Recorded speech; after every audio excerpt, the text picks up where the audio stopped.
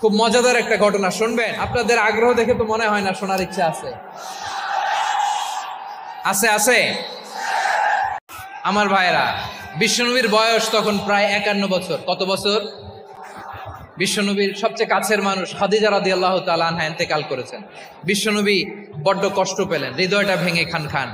যিনি ঘরের ভেতরে বিশ্বনবীকে সান্ত্বনা দিতেন, ভালোবাসা দিতেন, বাইরে গেলে কুরাইশরা বকাঝকা করে, অত্যাচার করে, কিন্তু আম্মাজান খাদিজা রাদিয়াল্লাহু তাআলা আনহা ঘরটারে এমন শান্তির নীড় বানায় রেখেছেন, এই ঘরের ভিতরে ঢুকলে বিশ্বনবীর কলিজাটা ঠান্ডা হয়ে যেত। এজন্য রব্বুল আলামিন বলেন, খাদিজা, ও আমার বান্দি খাদিজা, জান্নাতে এমন স্পেশাল একটা ঘর আমি তোমার জন্য রেডি করে রেখেছি। ওই ঘরের মধ্যে কোনো আওয়াজ নাই, ওই ঘরের মধ্যে কোনো নয়েজ নাই, ওই ঘরে কোনো বিশৃঙ্খলা নাই। কারণ মক্কার জমিনে আমার নবী কুরাইশদের বিশৃঙ্খলা, নয়েজ আর ঝামেলাগুলোকে উপেক্ষা করে যখন তোমার ঘরের ভিতরে ওই প্রিয়তমা স্ত্রী খাদিজা ইন্তেকাল করলেন, বিশ্বনবীর হৃদয় ভেঙে খান খান। আবার ওনার চাচা আবু তালেব ইন্তেকাল করলেন, যিনি পলিটিক্যাল শেল্টার দিতেন নবীকে। কে দিতেন? আবু তালেবের ভয়ে, বিশ্বনবীর এই চাচার ভয়ে কোনো মুশরিক নবীর গায়ে হাত দেওয়ার সাহস পায় নাই। এখন স্ত্রীও নাই, চাচাও নাই, নবীকে আশ্রয় দেওয়ার কেউ নাই। নবীর চারদিকে অন্ধকার। নবী এখন কই যাবেন? আমার পেয়ারা নবী নতুন স্টেশন খুঁজতেছেন, নতুন দাওয়াতি প্ল্যাটফর্ম খুঁজতেছেন। তিনি যায়েদ বিন হারেসা রাদিয়াল্লাহু তাআলা মক্কার পাশের একটা নেইবরিং সিটি তায়েফে চলে গেলেন। কোথায় চলে গেলেন? লালমনিরহাটের ভাইয়ের আওয়াজ করে বলেন, কোথায় গেলেন? তায়েফে চলে গেলেন দিনের দাওয়াত দেওয়ার জন্য। কি দেওয়ার জন্য? নাকি জমি কিনতে গেছিলেন? জমি কিনতে, দুনিয়ার যশ খ্যাতির জন্য, নিজের কোনো লাভের জন্য? তায়েফবাসীদেরকে জাহান্নামের আগুন থেকে বাঁচানোর জন্য আওয়াজ করে বলতে হবে, ঠিক কিনা?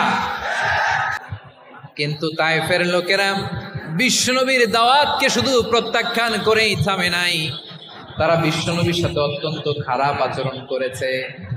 বিশ্বনবীকে শারীরিকভাবে হেনস্থা করেছে, আমার নবীকে শারীরিকভাবে অত্যাচার করেছে, আমার পেয়ারা নবীর গায়ে পাথর মেরেছে, বিশ্বনবীর গা বেয়ে ঝরঝর করে রক্ত ঝরেছে, নবী জামিনের মধ্যে লুটিয়ে পড়েছেন, আবার মেরেছে, আবার নবী হাঁটতে শুরু করলেন, পেছন থেকে আবার মেরেছে, আবার নবী রক্তাক্ত হয়ে জামিনের মধ্যে লুটিয়ে পড়লেন, আবার মেরেছে। বিশ্বনবীর মতো এত সুশ্রী মানব, বিশ্বনবীর মতো এত শুভ্র মানব, বিশ্বনবীর মতো এমন চমৎকার দেহাবয়ব দিয়ে রব্বুল আলামিন কাউকে বানান। এরকম চমৎকার মানুষটাকে তারা তায়েফের ওই জমিনে রক্তাক্ত করেছে। বিশ্বনবী দুনিয়ার কোনো স্বার্থের জন্য সেখানে যান নাই, নিজের কোনো লাভের জন্য, প্রাপ্তির জন্য যান নাই, তায়েফবাসীদের জাহান্নামের আগুন থেকে বাঁচাতে গিয়েছেন। প্রিয় ভাইরা, তায়েফের ছেলেরা নবীকে রক্তাক্ত করলো। আমার নবী কই যাবে? কই যাবে? মক্কায় জায়গা নাই, তায়েফে জায়গা নাই। তায়েফ থেকে ভারাক্রান্ত মন নিয়ে আমার নবী মক্কায় ফিরে আসলেন। বিশ্বনবী মক্কায় ঢুকতে পারেন না। মক্কার মরুভূমির দিকে তাকিয়ে, উপত্যকার দিকে তাকিয়ে বিশ্বনবী ধা ধা করে কাঁদেন, ঝরঝর করে নবীর চেহারা মোবারক থেকে চোখের পানিগুলো বেয়ে বেয়ে পড়ে। আমার জন্মস্থান, আমার শৈশব, কৈশোর, যৌবন কেটেছে এই মক্কায়, আমার এলাকায় আমি ঢুকতে পারি না। বিশ্বনবী মক্কার অনতি দূরে দাঁড়িয়ে যায়েদকে পাঠালেন, কেউ আমাকে সাপোর্ট করার মতো আছে কিনা? যাও অমুকের কাছে যাও। সাইয়েদনা যায়েদ গেলেন, তারাও প্রত্যাখ্যান করে ফিরিয়ে দেয়। বিশ্বনবী বললেন, যাও অমুক লোকের কাছে যাও, তিনিও প্রত্যাখ্যান করে ফিরিয়ে দিলেন। কেউ বিশ্বনবীকে আশ্রয় দিতে রাজি হয় না। মুতঈম ইবনে আদি রাজি হয়ে গেল। সুবহানাল্লাহ বলেন। দেখেন, অনেক বিপদের সময়ও আমি নিজে সাক্ষী, সামাজিকভাবে, রাজনৈতিকভাবে কত ঝঞ্ঝা, কত ষড়যন্ত্র, কত কনস্পাইরেসি পাড়ি দিয়ে আমাদেরকে সামনে এগিয়ে যেতে হয়। এই শত্রুদের ভেতরেও একজনকে দাঁড় করিয়ে দেয় যে আল্লাহর কোরআনের জন্য রেডি হয়ে যায়। করেন সুবহানাল্লাহ।